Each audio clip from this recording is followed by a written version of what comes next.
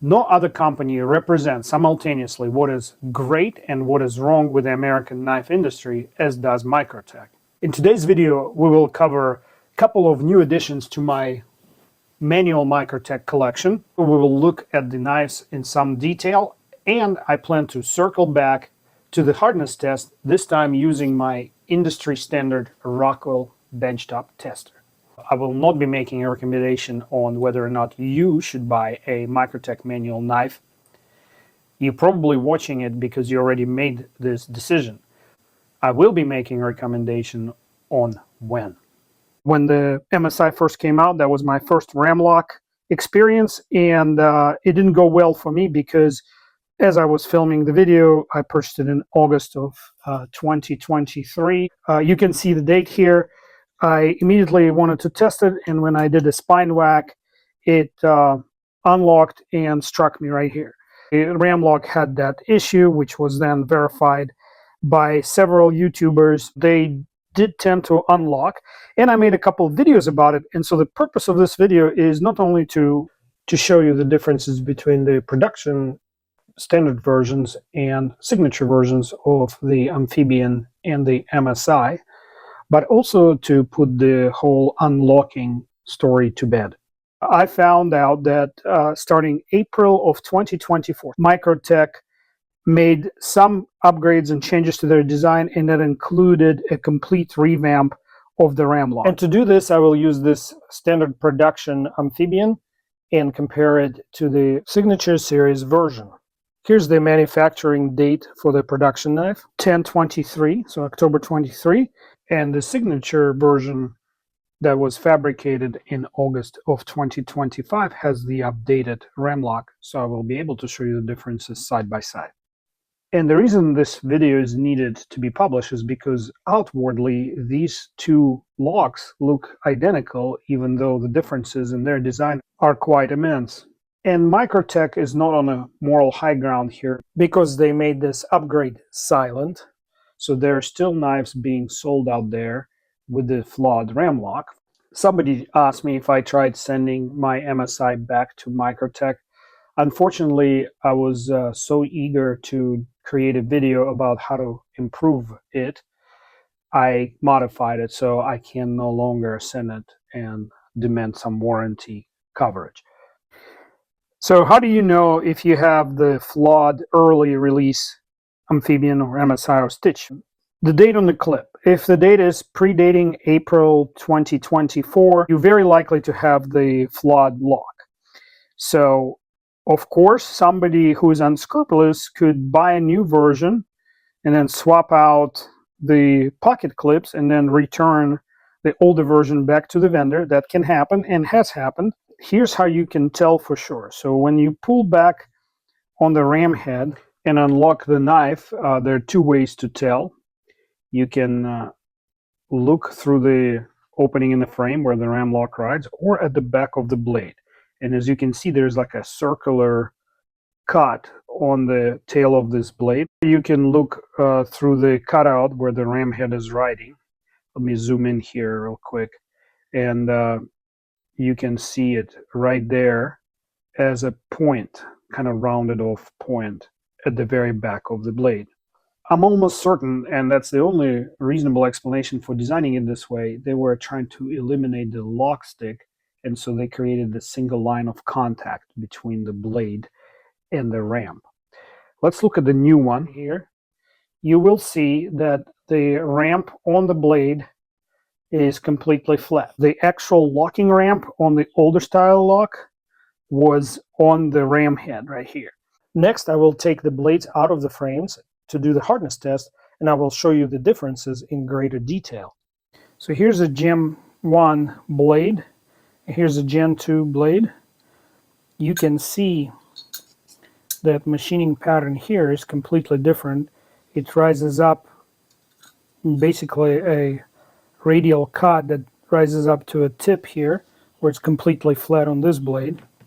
And correspondingly, I hope you can see inside there, the ram head here that moves, that does the locking, has a ramp. And what happens is this tip rides up and down the ramp. And that's the only area of engagement between the two pieces, between the blade and the ram head. So once again, let me overlay them one more time for you guys. You can see the difference here. And on the later versions, this area of the ram head is completely flat. So there's no secondary ramp there. It's just one flat piece that rides up on this slope. And there's enough friction, I guess, generated so it doesn't unlock anymore. Sadly, this makes it non-interchangeable. I mean, you would have to swap out the blade and the lock simultaneously to make it work. So not something that's easily done, especially considering the price of these knives. The Amphibian is a pretty heavy, hefty knife. To my knowledge, the production version was only available in fluted aluminum. There could be color variations, but it never came out in FRN. And the weight is 6.6 ounces. The signature version has titanium handles, and let's see how much weight does that add. And at 7.4, it only adds 0.8 ounce. In metric units, the production knife was 187 grams and the signature 210 grams. Let's take a look at the other model. Here's the original basic version of MSI, 4.8 ounces. And then the fluted aluminum version is 5.9 ounces. And the titanium version is basically 7 ounces. So each variation has a delta of 1.1 ounce. And for my metric viewers, it will be 136, 167, and 198 grams correspondingly. So the regular knife, here's the Amphibian, comes in what I call red metallic box. It's obviously black, but it has red metallic accents and all the paraphernalia inside. And then the Amphibian Signature series comes in what I call silver box, so with a little baggie that the knife was shipped in. And both of the Signature come with an aluminum signed card. It's like a certificate of authenticity, Marfion Select. And it will just tell you what the materials on the handles and the blades are, but it will not tell you their hardness. I don't know what that cryptic finish 17-4 stainless. Hardware apocalyptic 17. Not sure what that means. If you're wondering whether or not there are any functional differences between the original and the latest RAM-LOK on the Amphibian, here is the newest one. I would say it's pretty decent action. Some wrist required on the back flip. And here's the original early version. It's a little, for some reason, mine, and it could be just mine, requires a little more effort to open and to actually drop shot. I actually have to kind of encourage it to drop shot, where there's on the new, and maybe it could be a difference between signature and non-signature versions. As far as the MSI, I altered the very early one, so I'm not going to show it to you, but here's the signature version, and it drops shot beautifully, and thumb opening is great. Let's see. And the reverse, for me, I have to put some wrist into it. And the production, this one is aluminum. A little bit more effort is required in opening it with the thumb, and a little more wrist in opening in a reverse flip. Let's dim those lights and take a close look at the blades under the microscope. Speaking of the microscope, this is a very inexpensive Amazon purchase. I advertise it in my affiliate links to help the channel. It has 3 brightness settings. It plugs into any handheld device or tablet via USB-C port, and it will really help you sharpening your blades because you can get really close and personal to that edge as you sharpen. Let's take a look at the signature MSI first, starting with the tip. The best, most experienced sharpeners will leave this tip perfectly pointy, as opposed to having a small radius at the tip. And this one has just a tiny little bit of a radius, probably due to stropping. You can see the convexity near the apex shows you that this blade was stropped, and it was properly stropped. As I rotate the blade to show you like a 3D view of the apex, you can see that it was properly deburred and stropped. And by that I mean they weakened the burr first before trying to strop it. Pardon me, a little bit of dirt toward the left upper corner there. You can see that there are no imperfections on the apex in the area that I'm showing you. And now let's take a look at the production MSI. Observe a little bit more rounded off tip right here. Even though around the tip I don't see much evidence of stropping. Let's move down the blade and take another look. They might have stropped it, but a little bit less than the premium version. And you can see right there, this is evidence of the burr forming when they were sharpening. And now that burr is leaning to one side of the blade or the other, forming these, I don't want to call them rolls or chips, it's just imperfections in the apex. This is easily removed with a quality strop, but it's there. So maybe that is the only difference so far that I could find between the production model here and the premium ones.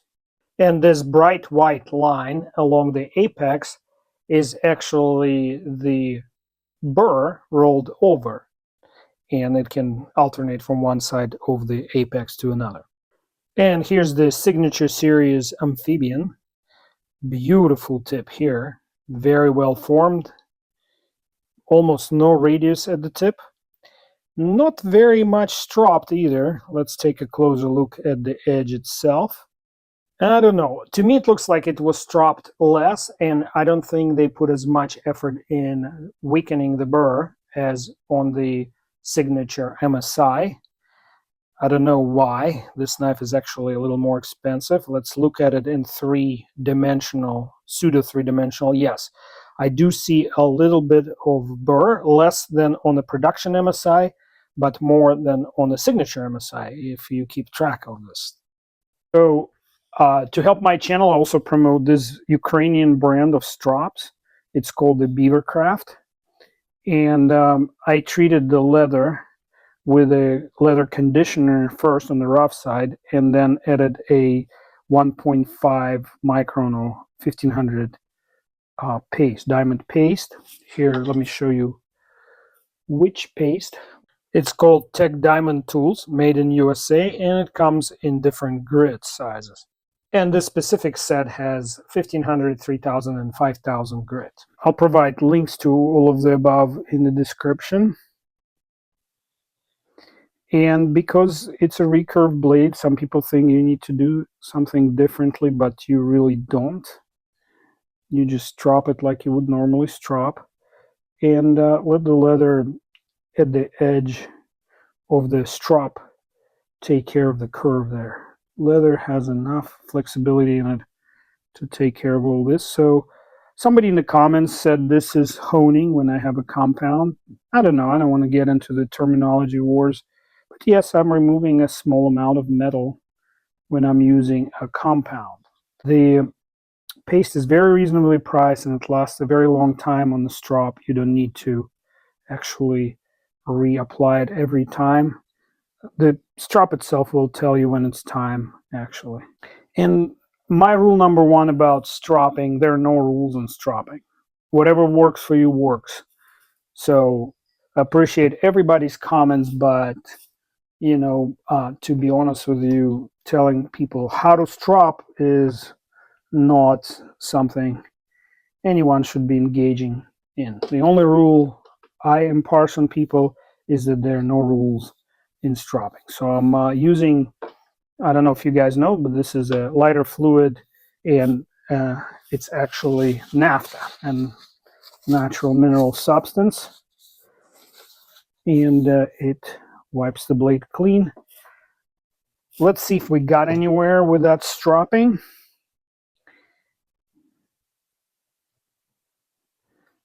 Did we lose the, oh yeah, see, there's no more shiny line.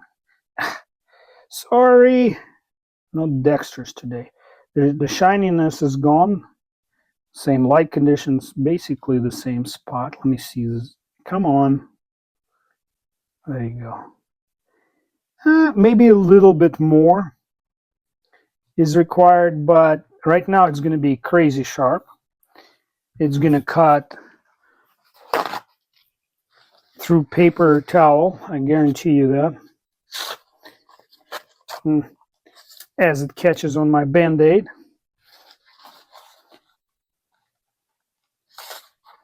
So it has no issue getting in and cutting.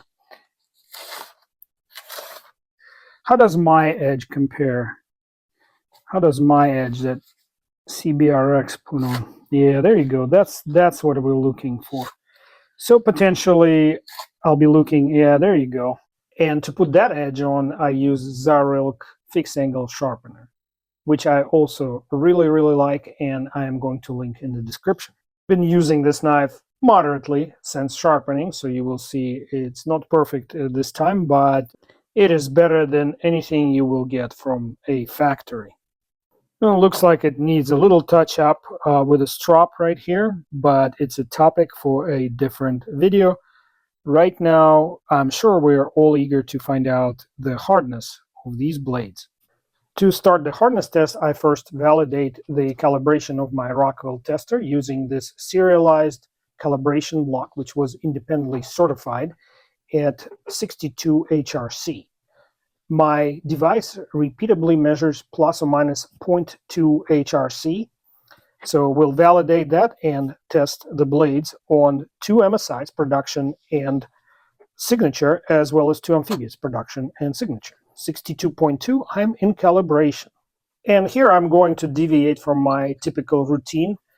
All these knives tested identically between 60.5 and 61 HRC. There was one instance where it hit 61.1, but I call it an outlier. So all 4 blades were held within half a point HRC range. And here's that highest poke of the day, 61.1. And that was on the production MSI. And here's the 2025 signature release of this knife. Let's measure it. And while I do so, I would appreciate if you hit the like to let the universe know that you're enjoying this video, since you got so far into it. And consider subscribing if you're not a subscriber yet. 60.6 HRC. And if you are interested in becoming a long-term supporter of my channel, please consider signing up for a membership. It's the lowest monthly fee that I could get out of YouTube. So I would really appreciate that kind of help from you guys. That 60 to 61 HRC zone is a balance point for the M390 Bowler steel. It offers you best combination of corrosion resistance, toughness, and edge retention that this steel is capable of. By the way, I don't think I mentioned that I poked each blade 3 times, and every time I was between 60.5 and 61 HRC. As I promised in the beginning, I will not be making recommendation on whether or not you should buy a manual Microtech. The reason is there are plenty of premium American-made as well as Asian-made knives in this price range. The price range being $300 and up. And there's no limit to the up, by the way. I don't think the signature here adds a lot of collectability. And as you saw in this video, I was not able to discover significant differentiators in quality of build, material, heat treatment, etc. But I will make a recommendation on when you should buy it if you so choose, or actually when not to buy it. Do not purchase a Microtech new model when it first comes out. There'll be noise and fray and frenzy of YouTubers reviewing them, but because of how they treated this RAM-LOK issue, I would recommend for you to wait and make your purchase about a year after the knife has been in production. Plus, within that year, they will add some more interesting options as far as finishes and materials go. Unless you don't mind being a beta tester for Microtech products at your own expense, like I was when I purchased all these 3 RAM-LOK knives the moment they came out. On that happy note, have a good day.